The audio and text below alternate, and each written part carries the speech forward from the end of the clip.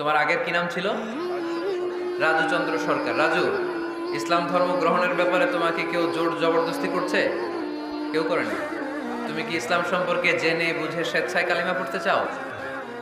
তাহলে তুমি আমার সাথে আওয়াজ করে পড়ো, আশহাদু আল্লাহ ইলাহা ইল্লাল্লাহ ওয়া আশহাদু আন্না মুহাম্মাদান আবদুহু ওয়া রাসূলুহু।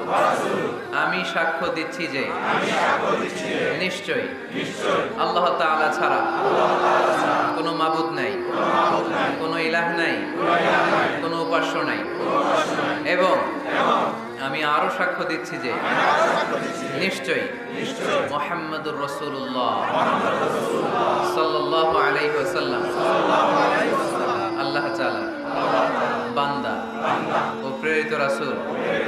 আল্লাহু আকবার।